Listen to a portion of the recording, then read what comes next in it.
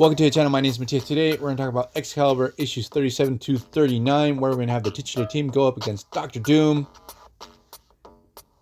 They're going to go to Limbo and actually team up with the Avengers to take down the Lord of Latveria.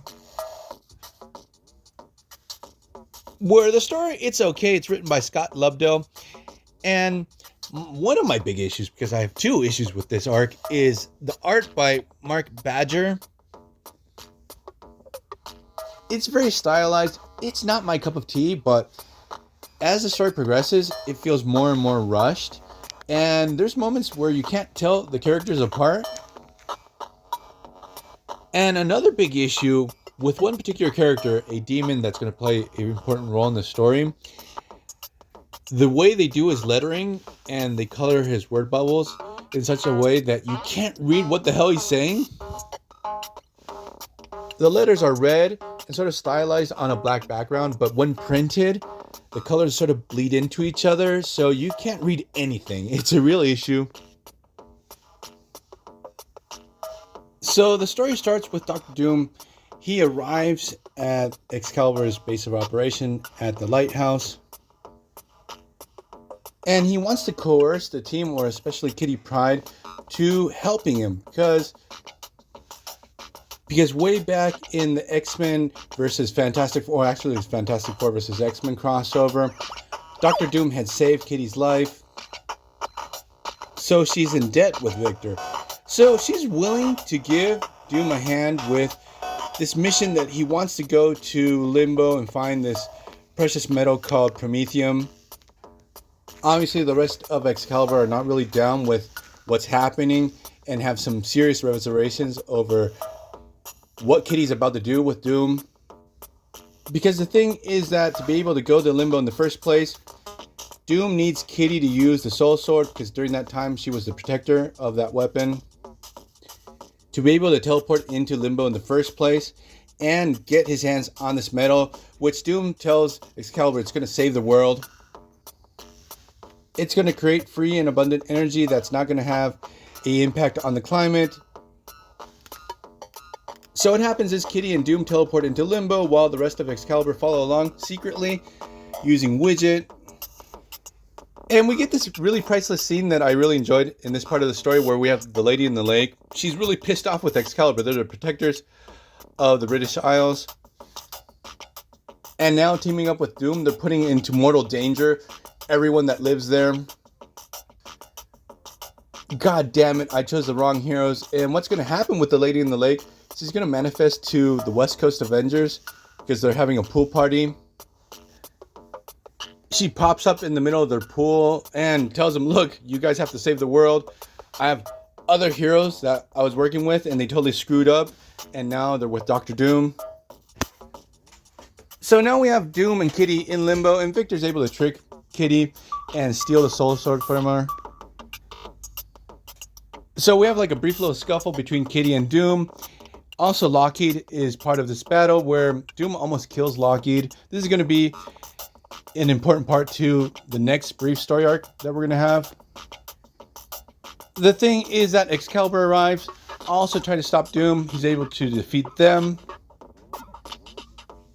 Now, anyone who holds the Soul Sword basically is the ruler of Limbo. In this case, now Doom is. And the weird thing is that now the demons there seem to manifest as evil versions of Earth's heroes. This actually sort of reminds me of the doppelgangers from the Infinity War that we're going to get a little bit further down the line in Marvel's publicational history. And I do have to say that some of the dialogues to these demons are pretty funny. Like, Lobdell in that aspect does a good job. So now we have Excalibur battling wave upon wave of these evil versions of their friends. We have the West Coast Avengers arrive. Obviously, we have like a very brief superhero misunderstanding between Captain Britain and Wonder Man, which I do have to say, Lobdell writes the Avengers much better than he does with Excalibur. Like, especially Wonder Man has a lot of personality to him. And then things get very 90s, where we have like this non-stop action just to fill pages, but it doesn't do anything with the story. where we have this team up with the West Coast Avengers and Excalibur. But I do like the pairing between Scarlet Witch and Nightcrawler, because it's pretty funny that Nightcrawler discovers that Scarlet Witch speaks fluent German. And it got me thinking, I wonder if this was a starting point for their relationship in Nocturne's reality. Nocturne was the daughter of Nightcrawler and Scarlet Witch in another reality. The thing is, both characters sort of hit it off. Now, while all this is going down, we have Doom, like, trying to get his hands on this Prometheus metal, and he's sort of working with this sketchy demon, the one with the bad lettering.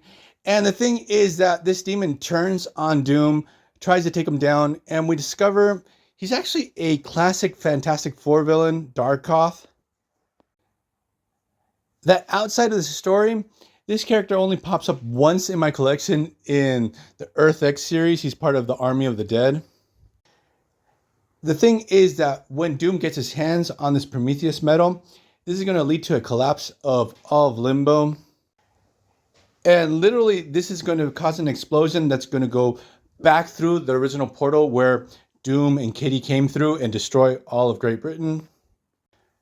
That's why the Lady of the Lake was so pissed off with Excalibur when they went on this mission. Now, due to the fact that I can't read any of the dialogues of Darkoth, again, the re-edition that I have is new. It came out last year. I don't know what's his deal, what he's gunning for. It seems that he wants to end himself and destroy Limbo too, and he's talked out of this by Megan. The thing is, our heroes are able to stop Doom, and Darkoth is going to become the new protector of the Soul Sword. So we're going to leave this video here. I hope you guys liked it. See you guys next time. Bye.